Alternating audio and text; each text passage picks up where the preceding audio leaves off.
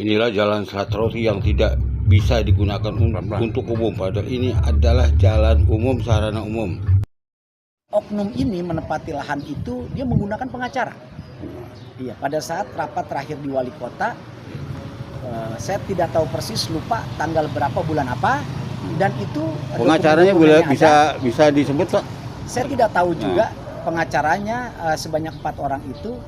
Bahkan yang lucunya menurut saya, dia minta bahwasanya jalan itu tidak dipergunakan gitu. Jadi alasan praktisnya itu begini, Pak. Apakah tentunya tentunya ada sebab akibat. Nah, apakah mereka ini tidak mau berterus terang? Sebetulnya mereka itu mengharap kerohiman, tapi mereka tidak mau berterus terang. Terus apakah kerohiman ini pernah ditawarkan oleh pihak pemerintah sendiri? Pernah menawarkan atau tidak, Pak? Setahu saya dari pihak pemerintahan pun tidak ada. Tidak ada. Pemerintahan bahkan berharap kalau mereka itu sadar diri. Sebetulnya terus dasarnya dia itu menempati lokasi itu berdasarkan tadi izin dari yang namanya Pak Agus tadi ya. Terus sekarang ini dengan tindakan ini, keluarga Pak Agus sendiri terhadap dia ada tindakan nggak, Pak? Teguran itu? Tidak ada sama sekali. Tidak ada. Bahkan terjadi pembiaran. Setahu saya itu bahkan keluarga almarhum Irwan Agus ini terkesan masa bodoh dengan akan hal ini. Padahal mereka lah yang paling bertanggung jawab di awal selagi bapaknya masih ada. Cuma sangat disayangkan ketika kita sudah terjadi kesepakatan bongkar dari utara ke selatan, dari selatan ke utara, beliau sendiri yang minta nanti untuk pembongkaran penertiban gubuk di depan itu beliau bertanggung jawab. Tapi yang Maha Kuasa berkehendak lain. Akhirnya beliau dipanggil sebelum waktunya kalau menurut saya untuk menyelesaikan buka jalan Slatroti tersebut. Dengan keadaan seperti ini akhirnya terbengkalai. Jadi dari pihak pemerintah melalui wali kota tidak ada tindakan sampai saat ini, apalagi kecamatan dan kelurahan, Pak. Mohon maaf. Nah, kami dalam hal ini melaporkan dengan sebenarnya berdasarkan bukti dan fakta. Jadi buktinya ada, faktanya pun melalui rekomendasi kesepakatan bersama, surat yang kami buat di tingkat kelurahan tertanda tangan. Jadi dari mulai RT kedua belah pihak, RW kedua belah pihak, LRT kedua belah pihak, sampai dengan oknum tersebut ikut bertanda tangan atau tidak, Pak? Begini, karena pada saat yang diundang ke kelurahan itu yang ada kaitannya dengan penempatan jalan Slatroti. Dengan kata lain, ketika almarhum Irwan Agus ini hadir di kelurahan, kita di sini tanya jawab. Kita membuat satu kesimpulan bersama dan beliaulah yang menyatakan bertanggung jawab untuk buka jalan Slatroti ini yang gubuk liar depan rumah dia. Nah, jadi kesimpulannya yang setahu saya, gubuk liar ini merasa terlindungi oleh almarhum tersebut.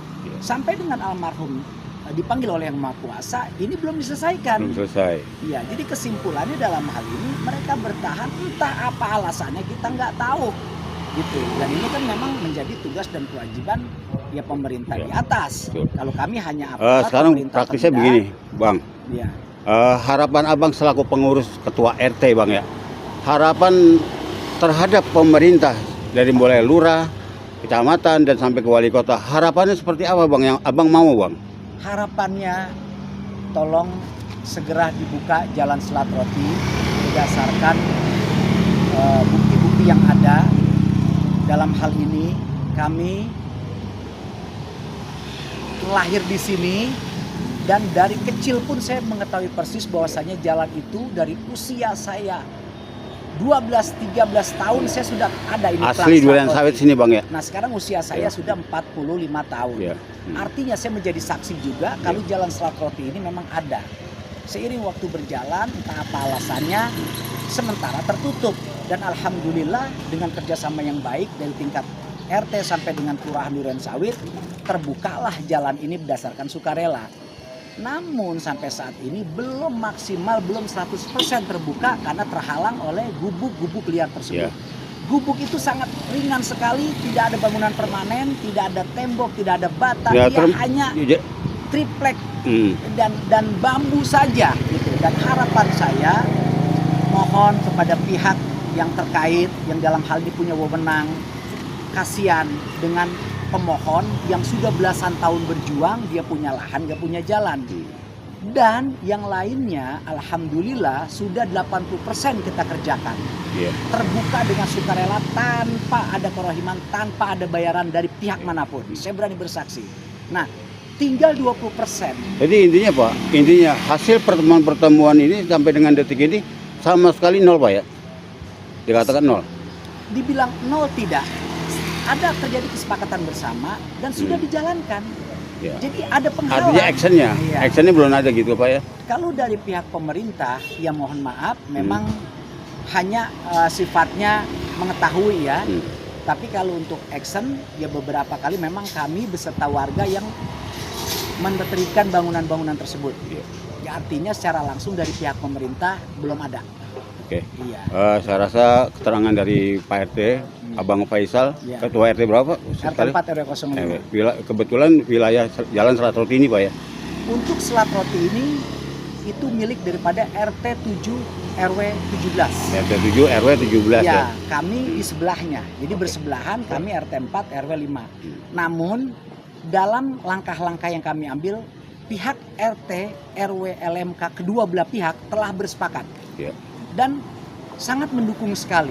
Jadi tingkat bawah ini sebetulnya sudah nunggu lah. Kapan sih waktunya jalan ini akan dibuka? Oke Pak, Faisal terima kasih keterangannya. Semoga apa yang menjadi harapan Pak RT dan RT lain didengar oleh instansi pemerintah, dalam hal ini dari mulai tingkat kelurahan, tingkat kecamatan dan tingkat wali kota. Semoga para pejabat, para pimpinan di ASN petinggi tersebut mendengar keluhan warga Durensawit ini. Dari media Detik News dan TVcom Dan Pak